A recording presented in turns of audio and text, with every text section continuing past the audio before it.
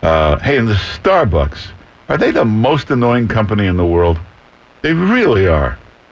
The ICF 306 is a modern transistor radio uppackaged into a slightly larger form factor. Greedy coffee company and charge $8 for coffee and just live with it. They always try to act like they're the great humanity. To demonstrate the radio's AM sound performance, I patched its 2-channel mono headphone out into a recorder, so you're hearing the radio as you would through headphones and not the room. Giving food to the homeless. Oh, that's right, yeah. So what they do is every night they come out with a ton of food from the homeless. It's nothing. We're listening to this station in a horrendously noisy radio environment. To get better signal-to-noise ratio, we put together this TECSUN-ish Chinese loop antenna. Yeah. I mean, I call it a TECSUN-ish AN2 zillion. Ways to do it. You can take that food to. There's all these great organizations. There are many online resources showing how to build a loop, so I'm not going to reiterate. But I will post a link in the description to the calculator I use to determine the dimensions, number of turns, spacing, etc. Really good ways to do that. You can give them money, you can give them food. There's plenty of places to do that. You don't just walk out on the street with a ton of food and cause a riot, and the poor cop to get injured. And it's like feeding pigeons. Yes, people can be a little too. You remember the great Steve Allen? Yeah, he and I used to work together. He was such a good-hearted guy.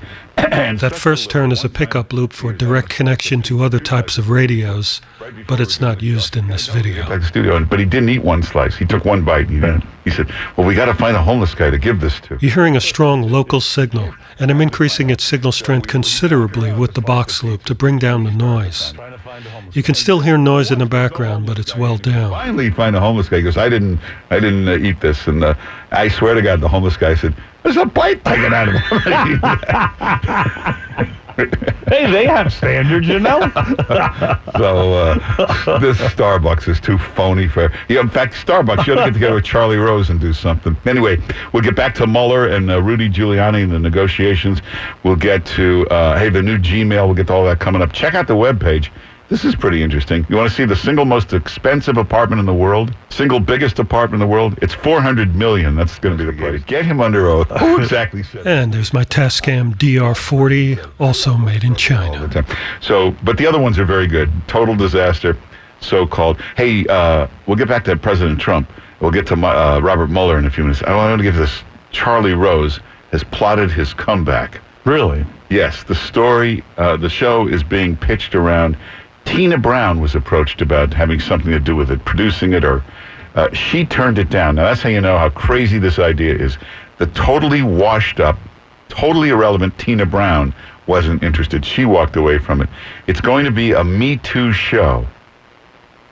Charlie Rose would host it. He would conduct the interviews like his late night show. How could he do it? He's a violator. It's going to be a Me Too show. Toward the end of the video, I compare the $29 Sony to a Tivoli iSong book, a now discontinued radio which listed at $400.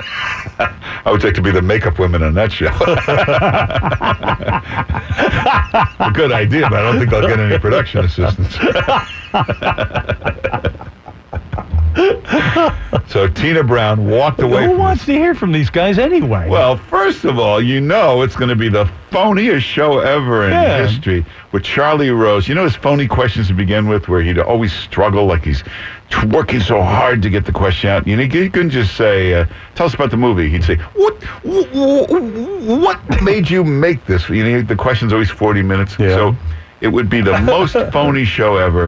A way to take it out of the department. You can call it a security situation, Homeland Security, and fund it with the Defense Department. That would be the last resort. I think he'll try to get the money from Congress first. Let's go to Maury somewhere. Maury, where are you? Point, Lincoln was treated the same way. And they even had a swamp back then in Washington. They did. In fact, in the 1800s, it was an actual swamp. If you went about 2 blocks from the White House, there was an actual. What are these kids doing out there? Let's take your children to work day. Look at this one here in the window. What a troublemaker he wants this to get kid in. is. I know it. There's like 6,000 kids out there.